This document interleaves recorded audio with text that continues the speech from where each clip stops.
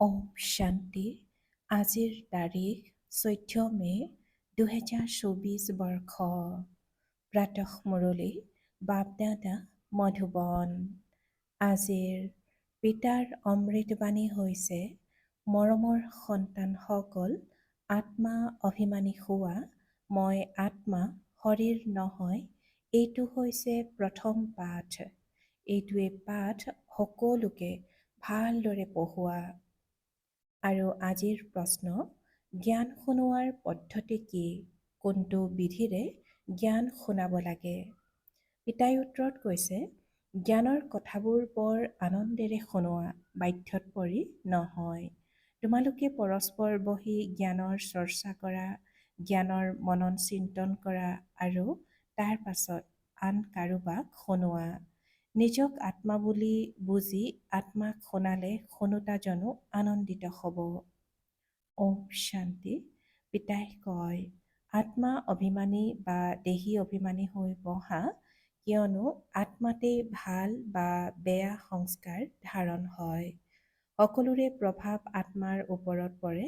আত্মাকেই পতিত বুলি কোৱা হয়।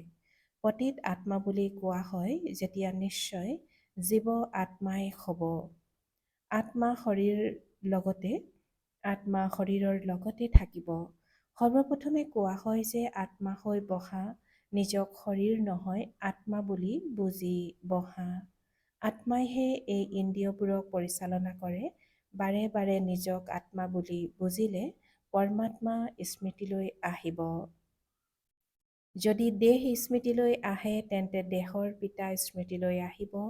সেয়েহে পিতাই কয়, আত্মা অভিমানী হোৱা। পিতাই পঢ়াই আছে, এইটো হৈছে প্ৰথম পাঠ। তোমালোক আত্মা অবিনাশী হোৱা, শৰীৰ বিনাশী। মই আত্মা, এই প্ৰথম পাঠটি স্মৃতিত নাৰাখিলে কেঁচা হৈয়ে থাকিবা। মই আত্মা, শৰীৰ নহয়, এই পাঠটি এই সময়ত পিতাই পঢ়ায়। আগতে কোনেও পঢ়োৱা নাছিল। পিতা আহিছেই আত্মা অভিমানী কৰি জ্ঞান দিবৰ বাবে। প্ৰথম জ্ঞান দিয়ে, হে আত্মাসকল, তোমালোক পতিত, কিয়নো এইখন হৈছে পুৰণি সৃষ্টি। প্ৰদৰ্শনীটো তোমালোক সন্তানসকলে বহুতকে বুজোৱা, প্ৰশ্নোত্তৰ কৰা। গতিকে যেতিয়া দিনৰ সময়ত আজৰি পোৱা যায়, সেই সময়ত সকলো লগ হ'ব লাগে, খা খবৰ ল'ব লাগে। কোনে কি কি প্ৰশ্ন সুধিলে, আমি কি বুজালো, পুনৰ তেওঁলোকক বুজাব লাগে। পাছত সেই বিষয়ৰ ওপৰত অন্য ধৰণে বুজাব লাগে। বুজোৱাৰ পদ্ধতি সকলোৰে একেই নহয়। মূল কথা হৈছে নিজক আত্মা বুলি বুজা নে দেহ। দুজন পিতাও সকলোৰে নিশ্চয় আছে। যিমানেই দেহধাৰী আছে তেওঁলোকৰ লৌকিক পিতাও আছে, পাৰলৌকিক পিতাও আছে। সদৰ পিতাটো সাধাৰণ কথা। ইয়াত তোমালোকে বেসদৰ পিতাক পাইছা। তেওঁ আমাক আত্মাসকলক বহি বুজায়। তেওঁ এজনেই পিতাও, শিক্ষকো আৰু গুৰু হয়। এইটো দৃঢ় কৰি দিব লাগে। যেতিয়া তোমালোকে কাৰোবাক বুজোৱা, তেওঁলোকক যিবিলাক প্ৰশ্ন সোধে তাৰ ওপৰত পৰস্পৰ মিলিত হৈ আলোচ কৰিব লাগে। যিসকল বুদ্ধিমান তেওঁলোকো বহিব লাগে।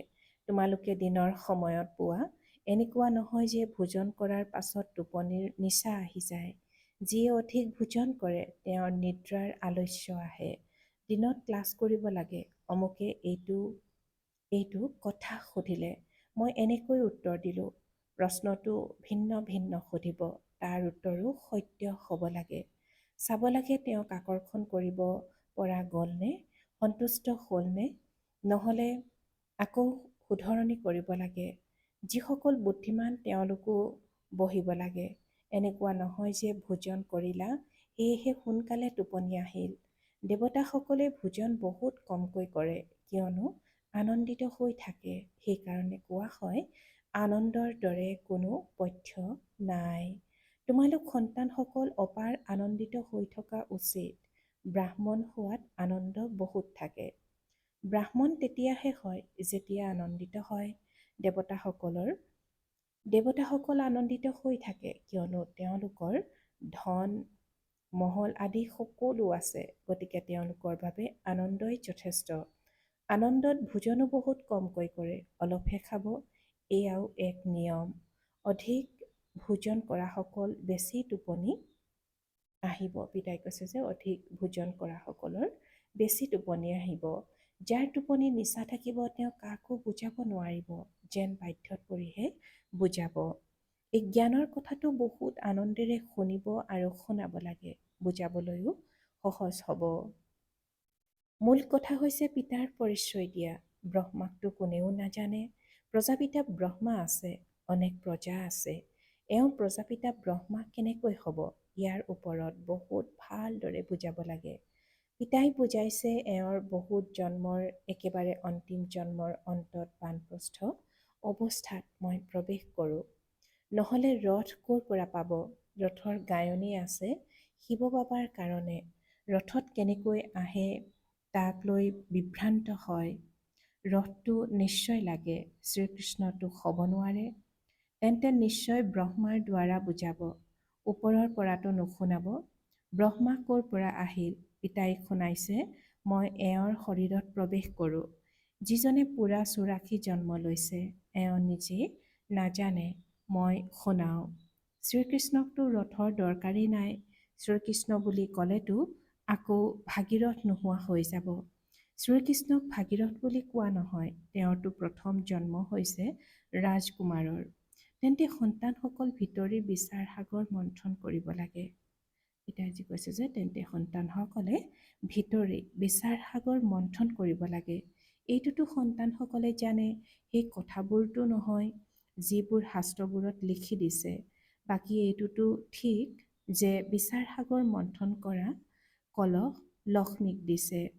তেওঁ আকৌ অনেক অমৃত পান কৰালে। তেওঁ আকৌ আনক অমৃত পান কৰালে, তেতিয়া স্বৰ্গৰ দুৱাৰ মুকলি হ'ল। কিন্তু পৰমপিতা পৰমাত্মাৰতো বিচাৰ সাগৰ মন্থন কৰাৰ দৰকাৰ নাই। তেওঁতো বীজৰূপ হয়, তেওঁৰ জ্ঞান আছে, তেওঁ জানে, তোমালোকেও জানিছিলা। এতিয়া এয়া ভালদৰে নিশ্চয় বুজা উচিত। নুবুজিলে দেৱতা পদ কেনেকৈ পাবা? পিতাই আত্মাসকলক পুনৰুজ্জীৱিত কৰিবৰ কাৰণে বুজাব। বাকীটো একোৱেই নাজানে। পিতা আহি বুজায়, এতিয়া তোমালোকৰ ভক্তিমাৰ্গৰ পৰা লংগৰ উঠিল। এতিয়া জ্ঞান মাৰ্গত চলিছে। পিতাই কয়, মই তোমালোকক যি জ্ঞান দিওঁ সেয়া প্ৰায় লোপ হৈ যায়। এজন হৈছে নিৰাকাৰ আৰু আনজন হৈছে সাকাৰী অৰ্থাৎ সাকাৰী পিতা। বুজোৱাটো বহুত ভালকৈ হয়, কিন্তু মায়া এনেকুৱা যে আকৰ্ষিত কৰি লেতেৰাৰ মাজলৈ লৈ যায়, পতিত হৈ যায়। পিতাই কয়, সন্তানসকল, তোমালোক কামচিতাত উঠি একেবাৰে কবৰস্থানত আহি গৈছা। আকৌ ইয়াতেই নিশ্চয় পৰিস্থান হ'ব। আধাকল্প পৰিস্থান চলে, আকৌ আধাকল্প কবৰস্থান চলে। এতিয়া আমি সমাধিস্থ হ'ম। চিৰিৰ চিত্ৰৰ ওপৰতো ভালকৈ বুজাব পাৰা। এইখন হয় পতিত ৰাজ্য, ইয়াৰ বিনাশ নিশ্চয় হ'ব। এতিয়া এইখন ধৰণী কবৰস্থান হৈ গৈছে, আকৌ এই ধৰণীয়েই পৰিৱৰ্তন হৈ যাব, অৰ্থাৎ লৌহ যুগীৰ পৰা স্বৰ্ণিম যুগী সৃষ্টি হ'ব। আকৌ দুটা কলা কম হ'ব। তত্ত্ববোৰৰো কলা কম হৈ যায়, তেতিয়া আকৌ উপদ্ৰৱৰ সৃষ্টি কৰে। পিতাই কৈছে যে তত্ত্ববোৰৰো কলা কম হৈ যায়, তেতিয়া আকৌ উপদ্ৰৱৰ সৃষ্টি কৰে। তোমালোকে সকলোকে ভালদৰে বুজোৱা। যদি নুবুজে তেন্তে কৰিতুল্য হয়, কোনো মূল্য নাই। এই মূল্যৰ বিষয়েতো পিতাই বহি শুনায়। জ্ঞানো কৰা হয়। হীৰাতুল্য জন্ম তোমালোকেও প্ৰথমতে পিতাক নাজানিছিলা। গায়নো কৰা হয় যে হীৰাতুল্য জন্ম তোমালোকেও প্ৰথমতে পিতাক নাজানিছিলা। তোমালোক কৰিতুল্য আছিলা, এতিয়া পিতা আহি হীৰাতুল্য কৰি তোলে। পিতাৰ দ্বাৰাই হীৰাতুল্য জন্ম পোৱা যায়, আকৌ কৰিতুল্য কিয় হৈ গৈছা? তোমালোক ঈশ্বৰীয় সন্তান নোহোৱা জানো? গায়নো আছে, আত্মাসকল পৰমাত্মাৰ পৰা বহুকাল বিচ্ছিন্ন হৈ থাকিল। যেতিয়া সেই শান্তিধামত থাকা সেই মিলনৰ পৰা কোনো লাভ নহয়। সেয়াটো কেৱল পবিত্ৰতা বা শান্তিৰ স্থান। ইয়াত তোমালোক হৈছা জীৱ আত্মা আৰু পৰমাত্মা পিতা তেওঁৰ নিজৰ শৰীৰ নাই। তেওঁ শৰীৰ ধাৰণ কৰি তোমালোক সন্তানসকলক পঢ়ায়। তোমালোকে পিতাক জানা আৰু কোৱা, বাবা। পিতাই ক'ব, অ' মোৰ সন্তান। লৌকিক পিতায়ো ক'ব নহয়, সেই সন্তান আহা, তোমাক বুলি খুৱাওঁ। তৎক্ষণাৎ সকলো দৌৰিব। এই পিতায়ো কয়, সন্তানসকল আহা, তোমালোকক বৈকুণ্ঠৰ মালিক কৰি তোলো। তেন্তে নিশ্চয় সকলো দৌৰি আহিব, আহ্বানো জনায় আমাক পতিতসকলক পাৱন কৰি পাৱন সৃষ্টিৰ মালিক কৰি তুলিবলৈ আহক। এতিয়া নিশ্চয়তা আছে, গতিকে মানি লোৱা উচিত। আহ্বানো সন্তানসকলেই জনাইছে। মই আহোঁৱেই সন্তানসকলৰ কাৰণে। সন্তানসকলকে কওঁ, তোমালোকে আহ্বান জনাইছা, এতিয়া মই আহিছোঁ। পতিত পাৱন বুলিও পিতাকেই কোৱা নহয়। পতিত পাৱন বুলি পিতাকেই কোৱা নহয়। গংগা আদিৰ পানীৰে পিতাই কৈছে যে আহ্বানো সন্তানসকলেই জনাইছে, মই আহোঁৱেই সন্তানসকলৰ কাৰণে।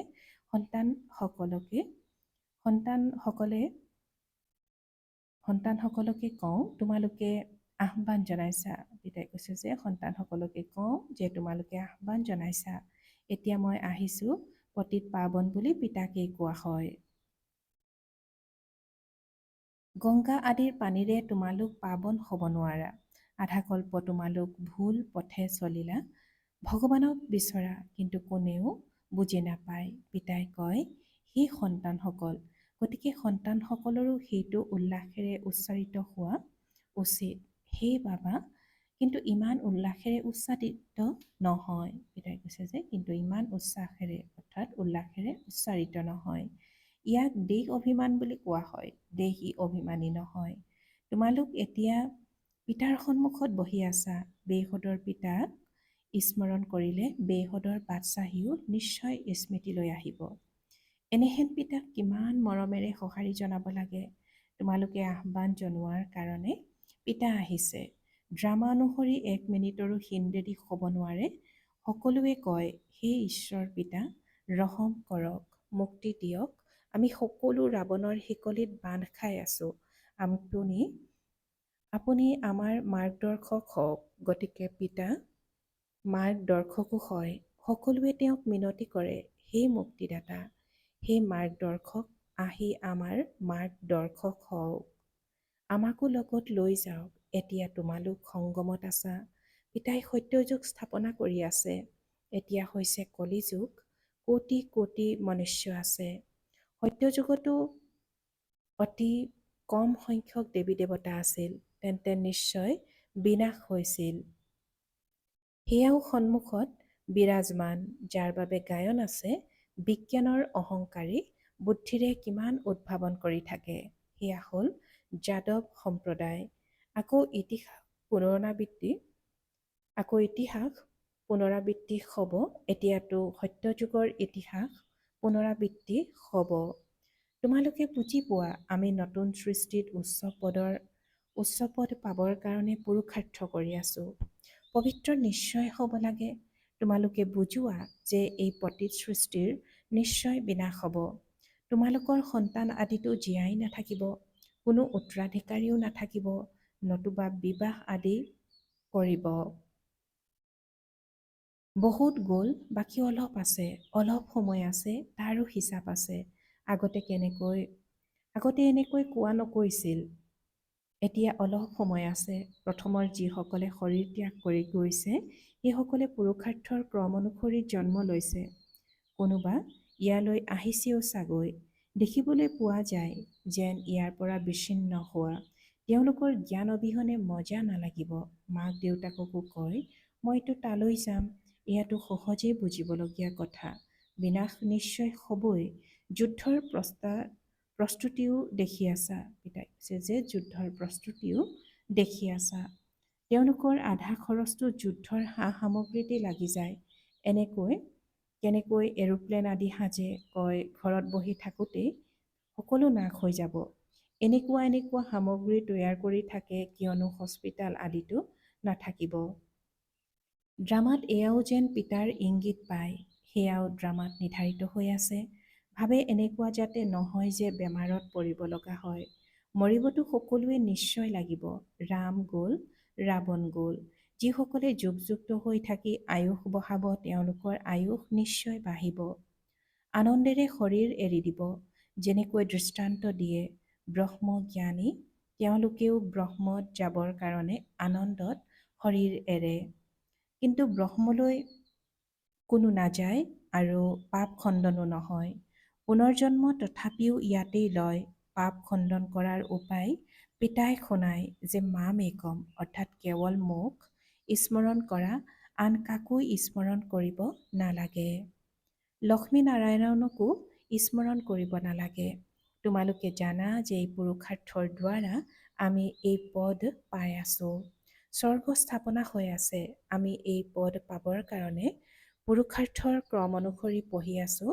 তেওঁলোকৰ যি কুল চলে সেয়া পিতাই এতিয়া সংগমত প্ৰতিষ্ঠা কৰিছে। তোমালোকে ভাষণো এনেকৈ দিয়া যাতে সঠিককৈ কাৰোবাৰ বুদ্ধিত ধাৰণ হৈ যায়। এই সময়ত আমি ঈশ্বৰীয় সম্প্ৰদায় আৰু প্ৰজাপিতা ব্ৰহ্মাৰ মুখ বংশাৱলী ভাই ভনী হওঁ। আমি সকলো আত্মা ভাই ভাই। ব্ৰহ্মা কুমাৰ কুমাৰীসকলৰ বিয়া নহয়। এইটো পিতাই বুজায় কেনেকৈ অৱনমিত হয়। কাম অগ্নিয়ে জ্বলায়, কিন্তু ভয় থাকে এবাৰ মই অৱনমিত হ'লে কৰা উপাৰ্জন শেষ হৈ যাব। কামৰ হাতত পৰাস্ত হ'লে পদ ভ্ৰষ্ট হৈ যাব। উপাৰ্জন কিমান শ্ৰেষ্ঠ। মনুষ্যই পদম কোটি উপাৰ্জন কৰে। তেওঁলোকে জানে যে কিছু সময়ৰ পাছত এই সকলোবোৰ নাশ হৈ যাব। বোমা তৈয়াৰ কৰাসকলে জানে যে এই সৃষ্টি নাশ হৈ যাব। আমাক কোনোবা প্ৰেৰিত কৰোঁতা আছে, আমি তৈয়াৰ কৰি থাকোঁ। ভাল বাৰু। অতি মৰমৰ কল্পৰ পাছত পুনৰাই মিলিত হোৱা সন্তানসকলৰ প্ৰতি মাতা পিতা বাপ দাদাৰ স্নেহপূৰ্ণ স্মৰণ আৰু সুপ্ৰভাত। আত্মিক পিতাৰ আত্মিক সন্তানসকলক নমস্কাৰ। আৰু আত্মিক সন্তানসকলৰ আত্মিক মাতা পিতা আৰু বাপ দাদাৰ প্ৰতি স্নেহপূৰ্ণ স্মৰণ আৰু সুপ্ৰভাত আৰু নমস্কাৰ নমস্কাৰ নমস্কাৰ। আৰু আজিৰ ধাৰণাৰ বাবে মুখ্য সাৰ প্ৰথমতে ভিতৰি জ্ঞান মথিব লাগে, অৰ্থাৎ বিচাৰ সাগৰ মন্থন কৰিব লাগে। পৰস্পৰ জ্ঞানৰ চৰ্চা কৰি আকৌ অন্যক বুজাব লাগে। এলাহ বা আলস্য ত্যাগ কৰিব লাগে। দ্বিতীয়তে দেহী অভিমানী হৈ বৰ উল্লাসেৰে পিতাক স্মৰণ কৰিব লাগে। সদায় এইটো নিশ্চাত থাকিব লাগে যে আমি পিতাৰ ওচৰলৈ কৰিৰ পৰা হীৰাতুল্য হ'বলৈ আহিছোঁ। আমি ঈশ্বৰীয় সন্তান। আৰু আজিৰ পিতাৰ বৰদান জ্ঞান সূৰ্য জ্ঞান চন্দ্ৰমাৰ সৈতে সংগী হৈ ৰাতিক দিন কৰোঁতা আত্মিক জ্ঞান তৰা হোৱা। আৰু আজিৰ বৰদানৰ ব্যাখ্যা। যেনেকৈ সেই তৰা ৰাতি প্ৰকট হয়, তেনেকৈ তোমালোক আত্মিক জ্ঞান তৰা। উজ্জ্বল তৰাও ব্ৰহ্মাৰ ৰাত্ৰিত প্ৰকট হোৱা। এই তৰাসমূহে ৰাতিক দিন নকৰে, কিন্তু তোমালোক জ্ঞান সূৰ্য জ্ঞান চন্দ্ৰমাৰ সৈতে সংগী হৈ ৰাতিক দিন কৰি তোলা। পিতাই কৈছে যে সেই তৰাসমূহে ৰাতিক দিন নকৰে, কিন্তু তোমালোক জ্ঞান সূৰ্য জ্ঞান চন্দ্ৰমাৰ সৈতে সংগী হৈ ৰাতিক দিন কৰি তোলা। সেয়া হ'ল আকাশৰ তৰা আৰু তোমালোক হলা ধৰণীৰ তৰা। সেয়া হ'ল প্ৰকৃতিৰ সত্তা, তোমালোক পৰমাত্ম তৰা। যেনেকৈ প্ৰকৃতিৰ তৰামণ্ডলত অনেক প্ৰকাৰৰ তৰা চিকমিকাই থকা দেখা যায়, তেনেকৈ তোমালোক হৈছা পৰমাত্ম তৰামণ্ডলত চিকমিকাই থকা আত্মিক তৰা। আৰু আজিৰ শ্লোগান। সেৱাৰ সুযোগ পোৱা, অৰ্থাৎ আশীৰ্বাদেৰে জুলুঙা ভৰপূৰ কৰা। ওম শান্তি। আনন্দৰূপী সম্পদেৰে সম্পন্ন সৌভাগ্যৱান আৰু প্ৰসন্নচিত্ত হ'বলৈ আজিৰ অব্যক্ত সংকেত। নিজৰ সম্পন্ন স্বৰূপৰ স্থিতি অনুভৱ কৰা, তেতিয়া সদায় আনন্দত নাচি আৰু পিতাৰ গুণ গাই থাকিবা। এনেকৈ আনন্দত নাচি থাকা যাতে তোমালোকক দেখি আনৰ মনো আনন্দত নাচিবলৈ ধৰে। যেনেকৈ স্থূল নাচ দেখি আনৰ মনতো নচাৰ উদ্দীপনা জাগি যায়, এনেকৈ তোমালোক সকলোৱে সদায় নাচি গাই থাকা। ওম শান্তি।